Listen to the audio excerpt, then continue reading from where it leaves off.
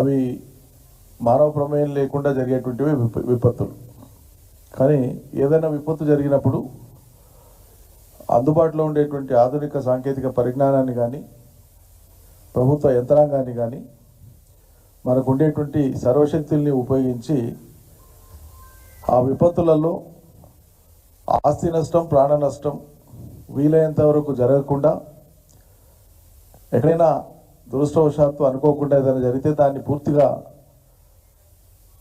ఆదుకోవడం కోసం, అటువంటి వాళ్ళకు బాసటగా నిలవడం కోసం ప్రభుత్వాలు ముందు చూపుతో పనిచేయాల్సి ఉంటుంది, మానవీయ దృక్కోణంతో పనిచేయాల్సి ఉంటుంది.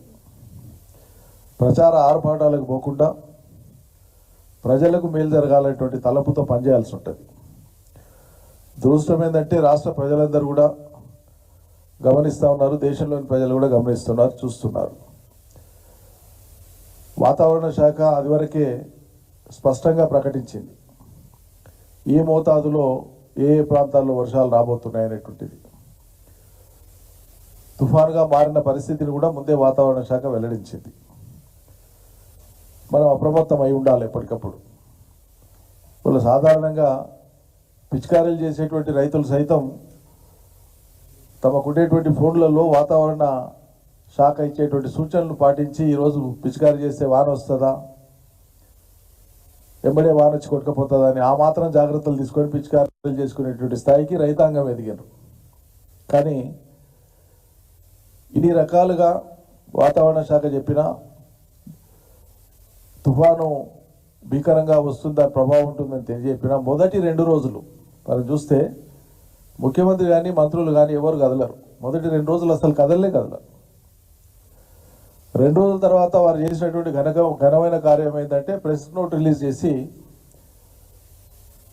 టెలికాన్ఫరెన్సు, ఆ టెలికాన్ఫరెన్స్కు రిలీజ్ చేసిన ప్రెస్ నోట్లో కూడా ఏముంటుందంటే సీఎంఓ నుంచి వచ్చిన ప్రెస్ కాన్ఫరెన్స్లో ప్రెస్ నోట్లో అందుబాటులో ఉండే మంత్రులతో టెలికాన్ఫరెన్స్ అని అంటారు.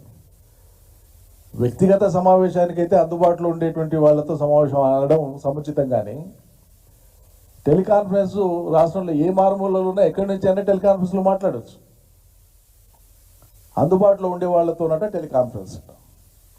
ఇది వాళ్ళ తీరు, వాళ్ళ సీరియస్నెస్. అది ఆ 2 రోజుల తర్వాత కదిలినాకన్నా 3వ రోజు ఏం చేసిండ్రు, పోయినటువంటి ముఖ్యమంత్రి గారు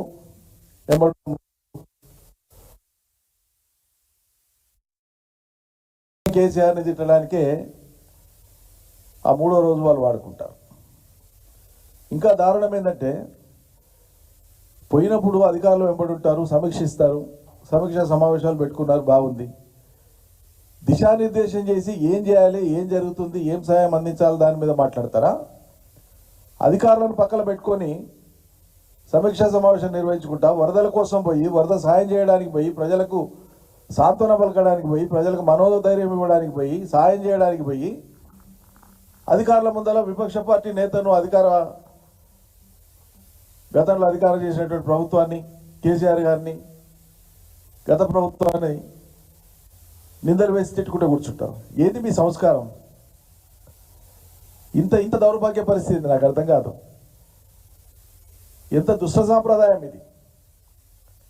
నీ రాజకీయాలు ఉంటే, నీ విమర్శలు ఉంటే, ఈ సహాయక చర్యలు పూర్తయినాక చివరిలో ఒక సమీక్ష పెట్టుకొని మీరు ఏం గొప్ప చేసిండ్రు, గతంలో ఏం పొరపాట్లు జరిగినాయి, వాళ్ళు జరిగితే అది ఎత్తి చూపి ప్రజల్ని కన్విన్స్ చేయాలి.